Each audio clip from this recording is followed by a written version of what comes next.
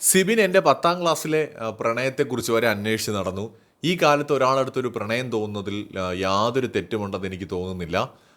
ഒരാളടുത്ത് പ്രണയം ഉണ്ടാകുമ്പോൾ നമ്മൾ ബ്രേക്കപ്പ് ആവണമെന്ന് പറഞ്ഞിട്ടായിരിക്കില്ല പ്രണയം തോന്നുന്നത്. പക്ഷേ ചില സാഹചര്യങ്ങൾ കൊണ്ട് ബ്രേക്കപ്പ് ആയി പോകുന്നതായിരിക്കും. പക്ഷേ എൻ്റെ പ്രണയത്തെക്കുറിച്ച് അന്വേഷിച്ച് ഇയാൾ എല്ലാവരെയും വിളിച്ചിട്ടുണ്ടായിരുന്നു. എന്തുകൊണ്ടാണ് ബ്രേക്കപ്പ് ആയത്, എന്താണ് കാരണം, ഇയാൾക്ക് എന്താണ് അതിൻ്റെ ആവശ്യമെന്ന് എനിക്കറിയില്ല, അയാൾക്ക് എന്നോട് അസൂയയാണ് എന്നൊക്കെ പറഞ്ഞിട്ട് ഇൻ്റർവ്യൂവിൽ സിബിനെതിരെ ശക്തമായിട്ട് ജാസ്മിൻ പ്രതികരിക്കുന്നുണ്ട്.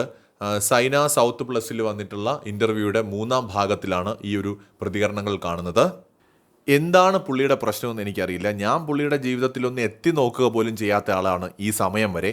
പിന്നെ എന്തിനാണ് എൻ്റെ ജീവചരിത്രം എടുക്കാൻ അയാൾ നടക്കുന്നത് എന്നും ജാസ്മിൻ ചോദിക്കുന്നു. പിന്നെ ജാസ്മിൻ്റെ വാപ്പയും ഉമ്മയുമായിട്ട് ബന്ധപ്പെട്ട വിവാദങ്ങളിൽ ആര്യയും അതുപോലെ തന്നെ സിബിനും ഒക്കെ ഇടപെട്ടതും വോയിസ് ക്ലിപ്പുകൾ പുറത്തുവിട്ടതും തനിക്കെതിരെ പറഞ്ഞതുമൊക്കെ ജാസ്മിൻ ഇൻ്റർവ്യൂവിനകത്ത് പറയുന്നുണ്ട്. അതായത് ഇത്രയും വലിയ സൈബർ ബുള്ളിങ് നേരിട്ട ആര്യ ചേച്ചി എന്നെ സൈബർ ബുള്ളിങ്ങിന് ഇട്ട് കൊടുക്കുന്നതിന് നിന്ന പോലെയാണ് എനിക്ക് തോന്നിയത് എന്നൊക്കെ പറഞ്ഞിട്ട് ആര്യയ്ക്കെതിരെയും ജാസ്മിൻ ഇൻ്റർവ്യൂവിൽ പറയുന്നുണ്ട്. എന്തായാലും സൈന സൗത്ത് പ്ലസിലാണ് ഇൻ്റർവ്യൂ വന്നിട്ടുള്ളത്. ജസ്റ്റ് ഒന്ന് കണ്ടു നോക്കാം.